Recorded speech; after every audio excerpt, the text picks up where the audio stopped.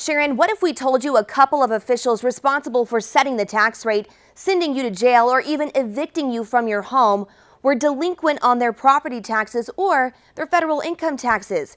That is exactly what the KCBD investigative team has uncovered. $69,640.43. That is how much the IRS alleges Judge Anne Marie Carruth and her husband Kyle owe in 1040 taxes. The KCBD investigative team uncovered this tax lien filed the 10th of April against Kyle Carruth and Anne Marie Sally, Judge Carruth's maiden name. But that's not all. The public filing caused us to look at other elected officials and not just for income taxes. We went to the Lubbock Central Appraisal District's website and looked up every state, city, and county elected official in Lubbock. There we found that Judge Carruth and her husband also have past due 2016 property taxes. The Appraisal District website shows a total amount of $9,100.91 due on their home appraised at $481,934. The amount due includes $1,067.58 in penalties and interest. Carruth's job as Justice of the Peace paid her more than $71,000 last year.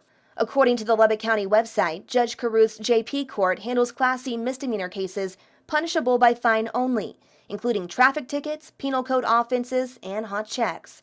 That court may also handle civil matters, such as evictions, matters concerning foreclosures of mortgages, and enforcement of liens on personal property. We spoke with the Carruths, who are out of the state, and sent us this statement. We have been working with the IRS regarding the correct amount owed on 2 specific years' tax returns.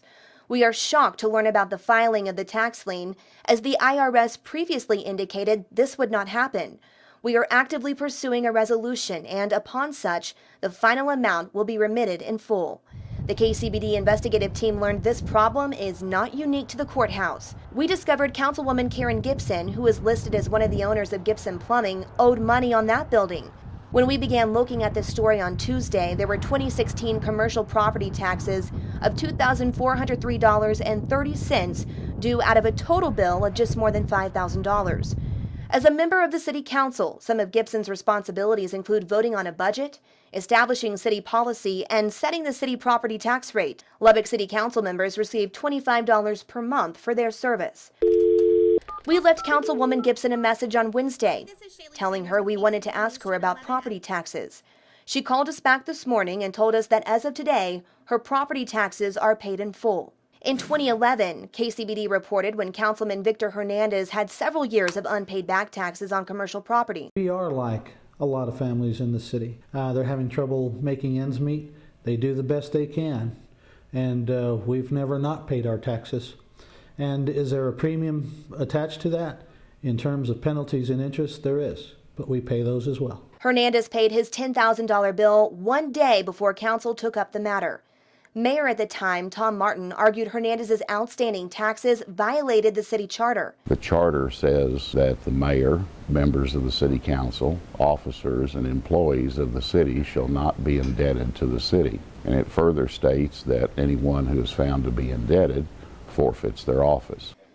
District Attorney Matt Powell looked into the issue and said his office declined to pursue court proceedings because courts have ruled that it is unconstitutional to hold someone in violation of a particular provision like this. While Judge Carruth and Councilwoman Gibson are the only elected officials mentioned in this story, there could be more. State law allows some public officials, including state judges, law enforcement, and district attorneys, to have their information removed from the Appraisal District website for security reasons. We have requested delinquent payment information for those elected officials for whom we found no records. We will bring you that information when the Appraisal District responds.